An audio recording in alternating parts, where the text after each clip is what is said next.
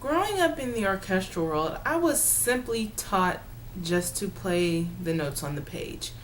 I wasn't really taught to understand why the music was written the way it was. I didn't understand how it was composed. And so going through high school, I just simply played the notes on the page. Didn't really know why it was written that way or why the dynamics were written in such a way so that I could see how the line moved. I didn't really get a true understanding of how the music worked until I got to college. Even now, working on my master's degree, I'm still trying to listen to how the music is phrased, which is what I really want to emphasize today: phrase structure with your high school students. I mean, it's something that I find very important, and I would hope that you would find of some importance too. Phrase structure is the basis of pretty much all works of music. It is what holds it together. It's why there are so many forms tacked on to pieces because of the way the music is phrased.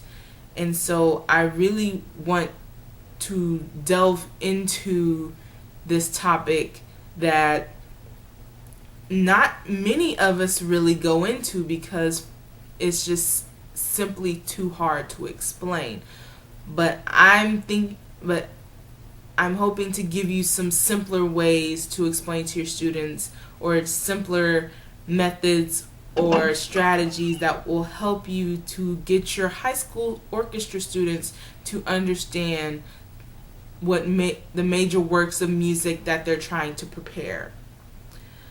Now, I was able to find 5 really solid research articles that I felt really explained what phrase structure really does, or how it is internalized by a listener.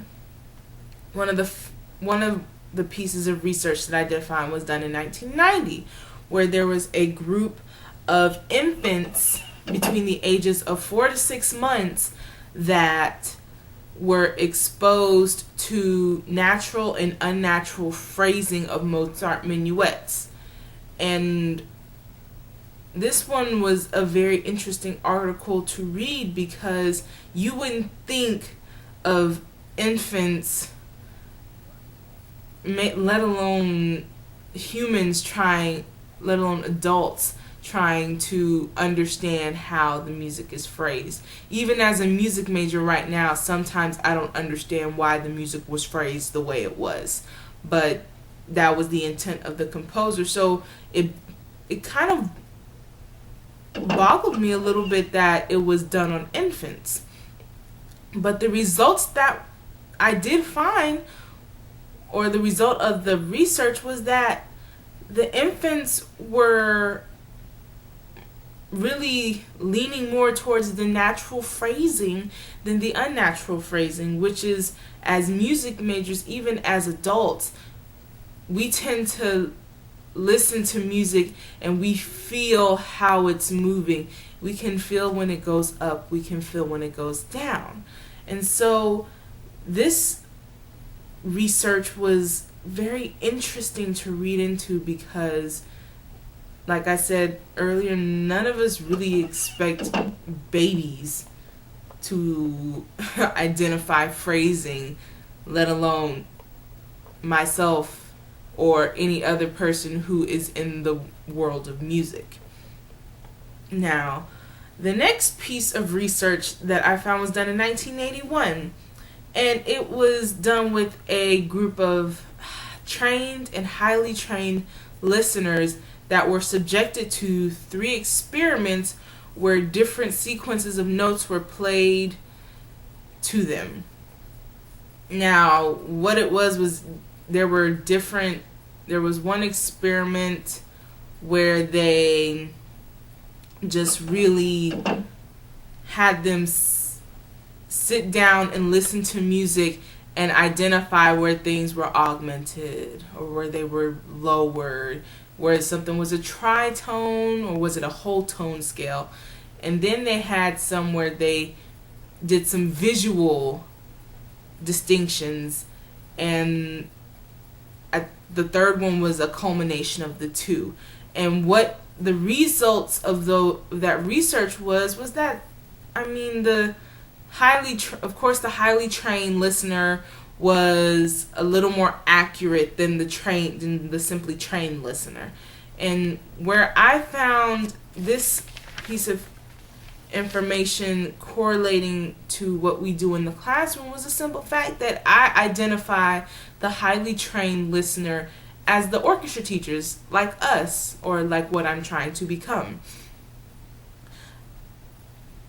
I find that interesting because we've been taught for years how to listen for all of these minute details in the music to help us get a better understanding of it. And so when it came to the trained listeners, I signified this as the orchestra students. They are our little clay molds that we mold to really how we want them to play the music, but we fail to give them the tools to help them understand how the music is phrased or how it works or why it is phrased the way it is.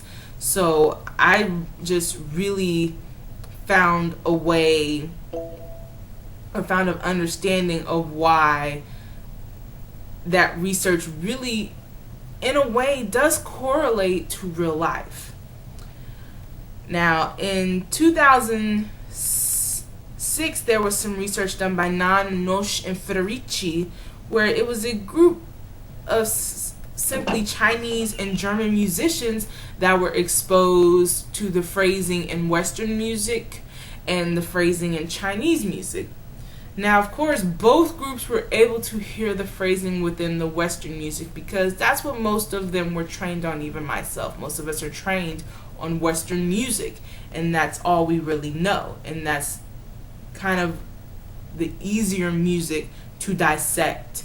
So, but when it came to the Chinese music, the results were a little biased because, of course, the Chinese musicians were able to identify the phrasing within Chinese music because that's what most of them grew up on. It's of their homeland. That's what they know.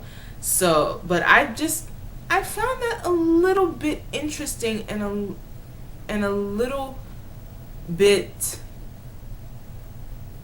kind of favoring the Chinese musicians rather than the German musicians.